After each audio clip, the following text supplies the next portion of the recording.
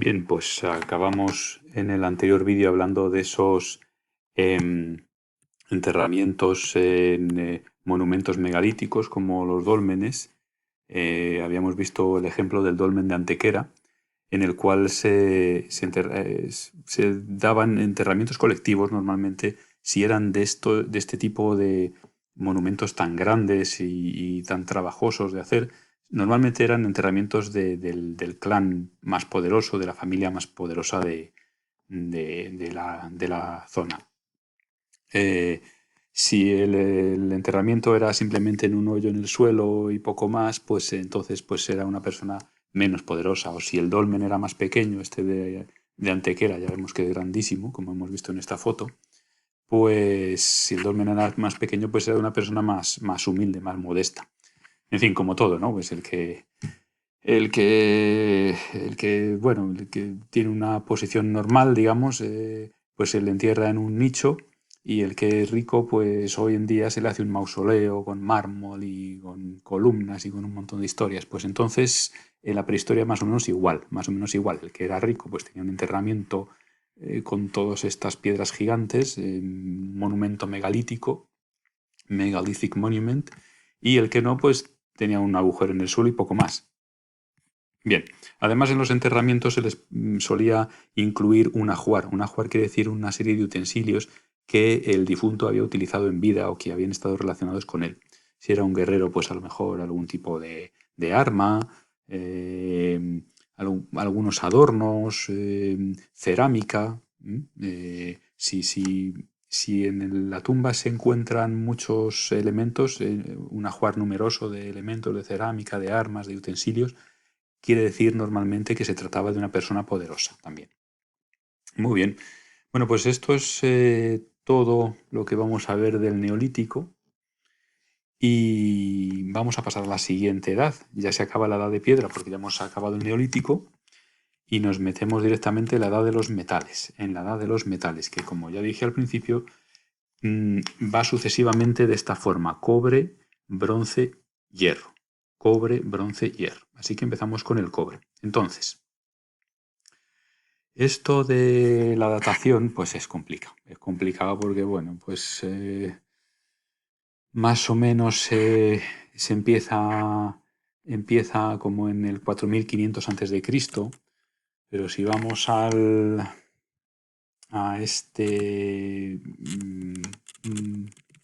esta línea del tiempo, pues aquí dice que desde el 6000, pues depende del sitio. Es lo que os he dicho antes, depende del sitio. O sea que no es algo que se pueda fijar muy claramente, ¿vale?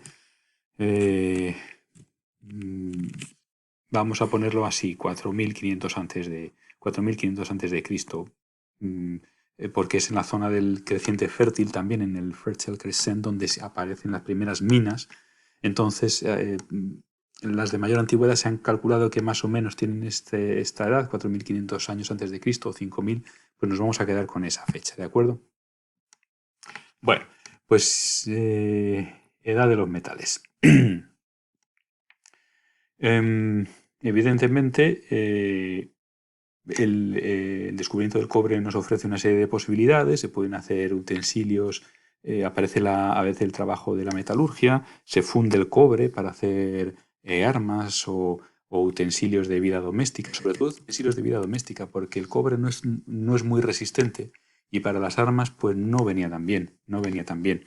Decía antes, que lo he dicho muy rápido y quiero que se quede claro, que la edad del cobre también comienza en, em, en el creciente fértil, en esta zona de aquí, en el mismo sitio donde había empezado el Neolítico y donde después empezarán las grandes civilizaciones de la antigüedad ya fuera de la prehistoria, como la civilización mesopotámica con Sumeria, con Acadia, y la civilización egipcia, en el Valle del Nilo. Entonces, eso es muy importante. Aparece más o menos el cobre hacia el 4500 antes de Cristo, en la zona del creciente fértil, y permite a los hombres pues trabajar los metales. Aquí, fijaos en este dibujo, cómo funden el cobre, lo trabaja el herrero, en fin, nuevos utensilios que facilitan la vida a estas gentes.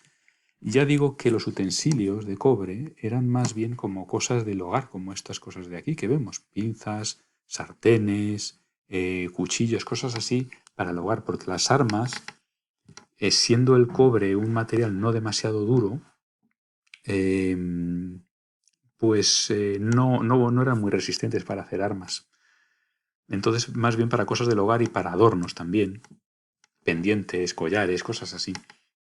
El que no fuera muy duro el cobre tiene una ventaja y es que a veces no hacía falta eh, fundirlo para... no hacía falta calentarlo para trabajarlo, sino que eso, en frío se podía trabajar, ¿no? Con un martillo y dándole la forma que uno quisiera. Bien, la siguiente edad es la del bronce, alrededor del 2200 a.C. Descubren cómo fundir cobre y estaño y dan como resultado el bronce. El bronce es una aleación del cobre y estaño que es más duro que el cobre por sí solo. Entonces, pues bueno, pues les va muy bien con el nuevo invento porque es mucho más duro y permite hacer nuevos instrumentos. Ya no solo utensilios del hogar, sino también armas. Como ya estos utensilios son mucho mejores y más duraderos y más resistentes, también la tierra se trabaja mejor. La forma de labrar la tierra mejora gracias a estos instrumentos y eso quiere decir que también cultivan más alimentos. La producción de alimentos aumenta y en consecuencia aumenta también la población. Si tú puedes dar de comer a más gente, pues al final la gente tiene más hijos y aumenta la población. Y entonces van apareciendo ya no poblados, sino ciudades enteras, como por ejemplo esta ciudad de Ur, que es una ciudad sumeria en Mesopotamia. Ya digo, Mesopotamia quiere decir tierra entre ríos, está entre el río Tigris y el Éufrates y es una de las zonas más grandes de lo que hemos llamado antes el creciente fértil. ¿Vale? Mesopotamia, as we say in English, es la cuna de las primeras civilizaciones. Y la primera de estas civilizaciones es la Sumeria, la civilización de Sumer. Entonces esta era una de las ciudades sumerias que se llama Ur. Esta es la gran pirámide que tenía una función religiosa. Ya veis que es una que tiene aire ya de ciudad más que de poblado primitivo. Esta gente ya no va con unas pieles y son gente peludos que van como unos trogloditas que van cazando con lanzas y tal. No tienen ya nada que ver, ¿no? Han domesticado los animales, utilizan burros para cargar materiales mm, o grano de lo que cultivan o lo que sea, tienen sus pirámides, sus edificios religiosos, una arquitectura magnífica y sorprendente. Como veis por aquí al fondo tienen ya barcos de vela, lo que les permite viajar y desplazarse con cierta velocidad. Tienen sus ejércitos, tienen sus sacerdotes y lo más sorprendente de todo es lo que está haciendo este señor de aquí, que tiene una tablilla de arcilla en su mano y una cuña en la otra, un palito, con el cual está escribiendo, porque han conseguido desarrollar la escritura.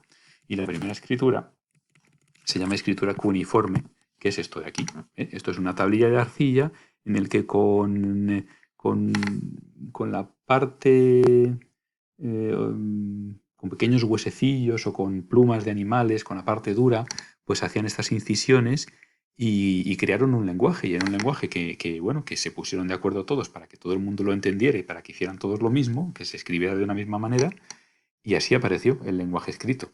Y esto se llama escritura cuneiforme. No hay solo una, hay varias, pero bueno, fue el primer lenguaje escrito que hubo, cuneiforme, porque tiene forma de cuñas. Ya veis que estas formas así como medio triangulares, como de incisión, parecen cuñas.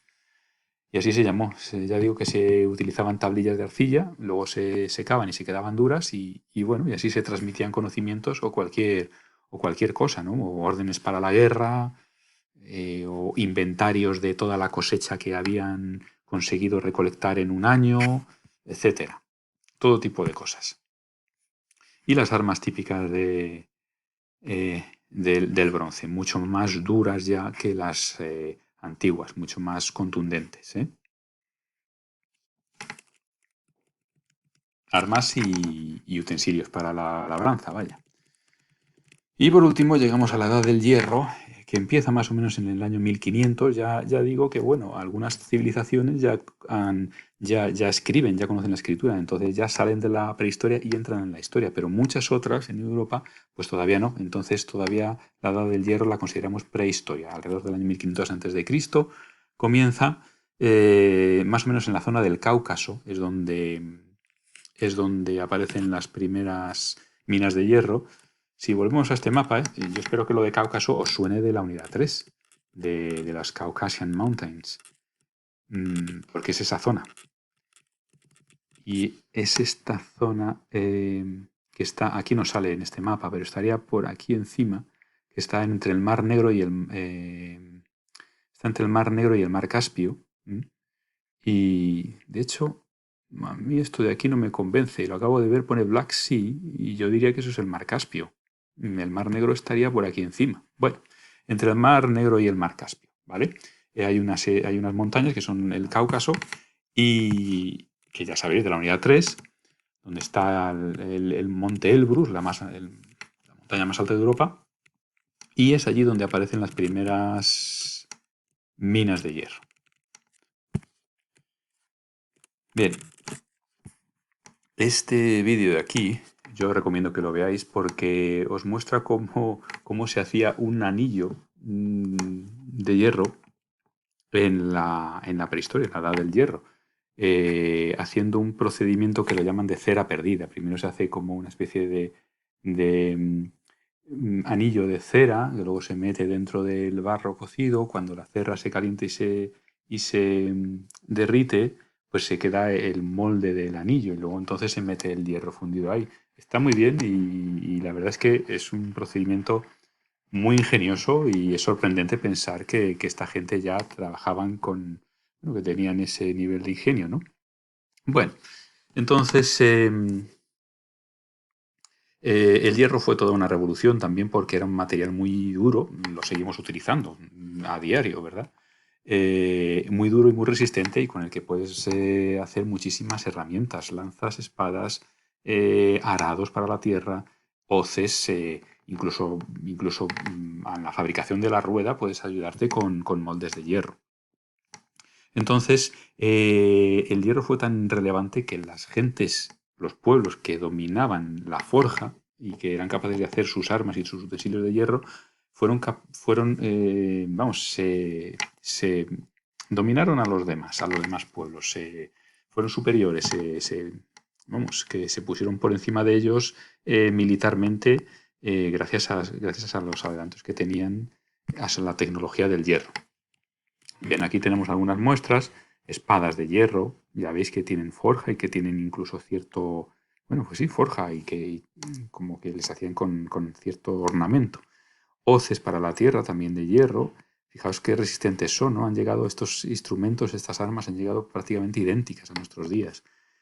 En este relieve sumerio podemos ver el uso de la rueda para hacer carros tirados por caballos. Entonces, claro, imaginaos la superioridad que tiene un pueblo que domina esta tecnología, sobre todo teniendo en cuenta que ya estas civilizaciones muchas veces estaban en guerra unas con otras, ¿no?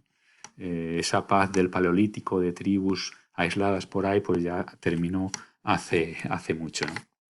Estamos, ya digo, en el segundo milenio antes de Cristo, año 1500 antes de Cristo más o menos.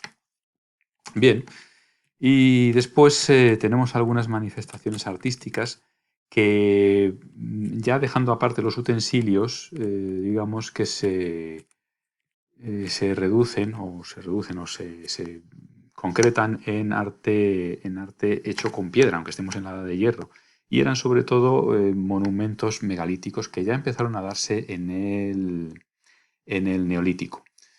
Por ejemplo, los menires, que sonarán si os gustan las aventuras de Asterix, os tienen que sonar los menires. Los cromlechs, como el de Stonehenge, que ahora está en ruinas, pero esto sería una reproducción de cómo era entonces. Y los dólmenes, que ya hemos visto antes el de Menga, que era muy grande, el de Antequera, pero también los hay pequeñitos, eran enterramientos. Este se llama Sorguineche, está en Álava, en el País Vasco. Sorguín es algo de brujas, que Sorgin creo que es bruja o algo así en euskera, o sea que tiene algo de nombre así, ¿no? De algo así, la brujería. Bueno, pues continuaremos en el próximo vídeo sobre todo esto de la